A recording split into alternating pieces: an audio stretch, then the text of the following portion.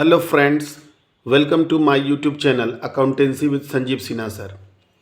तो आज मैं आप लोगों को एडमिशन ऑफ पार्टनर का क्वेश्चन नंबर 29 का ए और 29 का ए और 30 का ए दो क्वेश्चन बताने वाला हूं। तो आइए चलते हैं। ये क्वेश्चन रिवैल्यूएशन से संबंधित है, revaluation of asset and revaluation of liabilities, जिसके बारे में मैं पिछले चैप्टर में आप लोगों को एंट्रीज वगैरह लिखवा चुका हूं। जैसा कि आप जानते हो कि जब रिवैल्यूएशन होता है तो जब एसेट्स का कीमत बढ़ता है तो एंट्री बनता है assets account debit to revaluation account. Assets का कीमत घटता है तो revaluation account debit to assets account.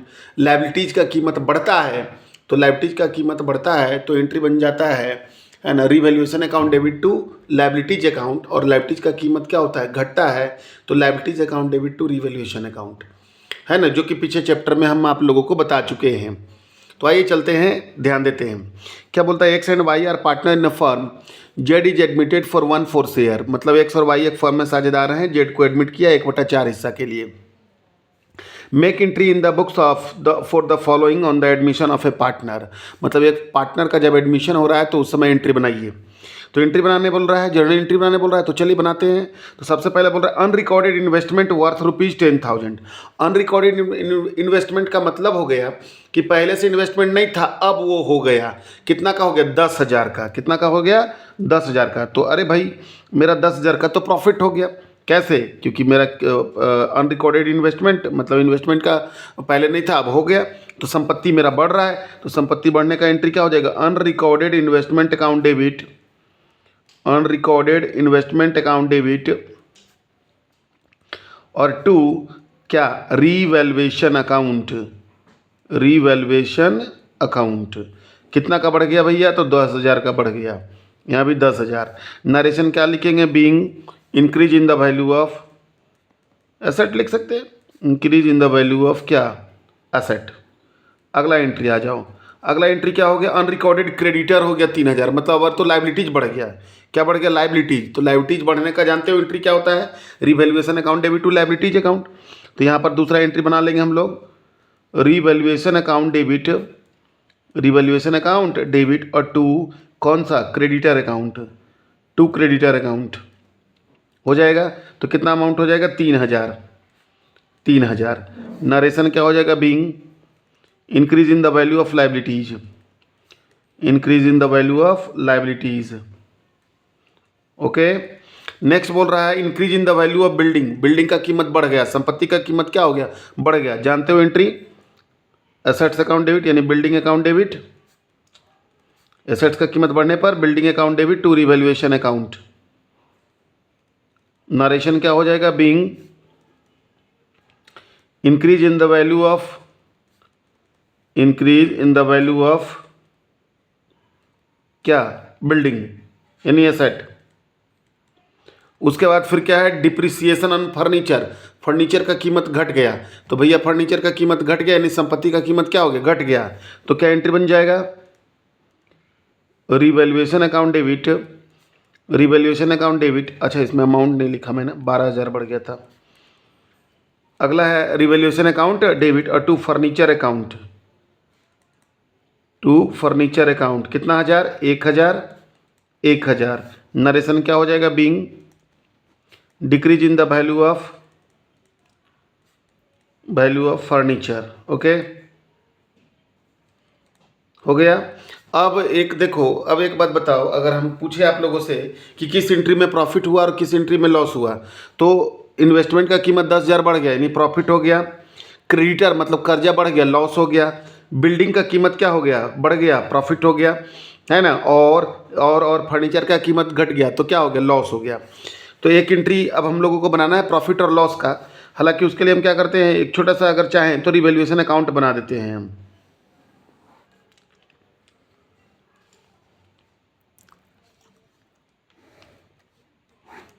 ये एक छोटा सा मैं आप लोगों के सामने रख रहा हूँ रिवैल्यूएशन अकाउंट। तो देखिए, वैसे तो याद रखना है कि जब जब प्रॉफिट होगा तो रिवैल्यूएशन के क्रेडिट में जाएगा और जब जब लॉस होगा तो रिवैल्यूएशन के डेबिट में। लेकिन चूंकि यहाँ जर्नल एंट्री बनाए हुए हैं तो हम लोग यहाँ से भी रिवैल्यूएशन अकाउंट बना सकते हैं। देखो जैसे पहला एंट्री क्या है, unrecorded investment account debit to revaluation. तो रिवैल्यूएशन का उल्टा क्या हो जाएगा, बाई क्या, unrecorded investment, unrecorded investment account. देखो प्रॉफिट हो रहा है, क्रेडिट में जा रहा है।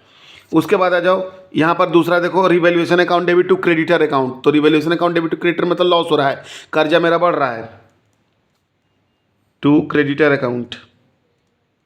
कितना कर्जा बढ़ रहा है, 3,000 का। उसके बाद जब बिल्डिंग का कीमत बढ़ गया तो प्रॉफिट हो गया बाई क्या, तो बिल्डिंग अकाउंट। कितना बिल्डिंग का कीमत बढ़ गया, तो 12,000 बढ़ गया। और फर्नीचर का कीमत क्या हो गया, घट गया। डेप्रिसिएट होने का मतलब घटना, लॉस हो गया। तो टू फर्नीचर अकाउंट कितना, 1,000, 1,000 खत्म हो गया। तो देखो प्रॉफिट हो गया आपका कितना, तो प्रॉफिट वाला साइड हो गया 22,000। यहाँ हो गया कितना, यहाँ भी मैंने लिखा 22,000, बैलेंस गिर गया 18,000। क्या हो जाएगा, टू प्रॉफिट ट्रांसफर टू क्या, कैपिटल अकाउंट। किस में चला जाएगा, तो एक्स में और वाई में, एक्स में और वाई में। 18,000 है, कोई रेशियो नहीं दिया हुआ, तो जब कुछ रेशियो ना बोले तो बराबर बराबर होता है, यानी 9,000 9,000। अब इसके लिए एंट्री हम बना देंगे, रिवैल्यूएशन अकाउंट में प्रॉफिट हुआ है तो एंट्री बन जाएगा रिवैल्यूएशन अकाउंट डेबिट, इससे पार्टनर का कैपिटल बढ़ेगा, टू एक्स कैपिटल अकाउंट और टू वाइज कैपिटल अकाउंट हो जाएगा। और इन अमाउंट हो जाएगा कितना, रिवैल्यूएशन में 18,000, एक्स में 9,000 और वाई में भी कितना, 9,000। तो देखा आप लोगों ने जर्नल एंट्री और रिवैल्यूएशन अकाउंट। एक और क्वेश्चन मैं चल रहा हूँ 30 का ए में केवल आप लोगों को रिवैल्यूएशन अकाउंट बनाने के लिए कह रहा है, पढ़ते हैं। क्या कहता है, Rajesh and Sitaram are partner sharing profit and losses in the ratio of 3:2। Their balance sheet is as follow. उनका बैलेंस शीट इस प्रकार है, किस प्रकार है सो देखिएगा। तो क्रेडिटर है बीपी है, जनरल रिजर्व है, कैपिटल है राजेश का सीताराम का, इधर कैश है, डेटर है, प्रोविजन है, स्टॉक है, प्लांट है, बिल्डिंग है। दे admit Mohan into partnership on the following terms. उन्होंने मोहन को निम्नलिखित टर्म्स पर क्या करा, साझेदार बनाया। The value of building to be increase by 1500 मतलब बिल्डिंग का कीमत बढ़ जाएगा, 1500 बढ़ जाएगा। Plant to be increase by 1000, plant का भी कीमत बढ़ जाएगा, 1000 बढ़ जाएगा। रिजर्व फॉर डाउटफुल डेप्ट is to be reduced up to 200 मतलब रिजर्व फॉर डाउटफुल डेप्ट घट करके 200 हो जाएगा। The stock to be valued at 4200, stock का कीमत अब हो गया 4200। Mohan will bring cash for goodwill 3000 and will bring 5000 as capital. Mohan जो है वो 3000 गुडविल के तौर पर लाया, 5000 कैपिटल के तौर पर। गेटिंग 1/5 शेयर इन प्रॉफिट, 1/5 हिस्सा के लिए। Prepare revaluation account. तो आइए, इसमें केवल रिवैल्यूएशन अकाउंट बोल रहा है, तो और लनपन चीज़ों का कोई काम करने का जरूरत नहीं है। तो आइए डायरेक्टली हम लोग बनाते हैं कौन account, revaluation account. Revaluation account बनाने का मैंने शॉर्टकट ट्रिक आप लोगों को बार बार समझाया है। क्या समझाया भैया, प्रॉफिट होगा तो क्रेडिट में लिखने का, लॉस होगा तो डेबिट में लिखने का। प्रॉफिट कब होता है, तो संपत्ति का कीमत बढ़ता है तो प्रॉफिट होता है, संपत्ति का कीमत घटता है तो क्या हो जाता है, लॉस हो जाता है। लाइबिलिटीज़ का कीमत बढ़ता है तो लॉस हो जाएगा, लाइबिलिटीज़ का कीमत क्या होगा, घटेगा तो प्रॉफिट हो जाएगा। बस दैट्स इट, उससे ज़्यादा का कोई ज़रूरत नहीं है। आइए रिवैल्यूएशन अकाउंट का चर्चा कर रहे हैं। तो पर्टिकुलर अमाउंट ओके, चलते हैं हम लोग, है ना। तो आइए देखिए, तो क्या क्या हुआ था। तो सबसे पहला value of building is to be increase by 1500, building का कीमत बढ़ गया 1500, तो भाई प्रॉफिट हो गया बाई बिल्डिंग अकाउंट।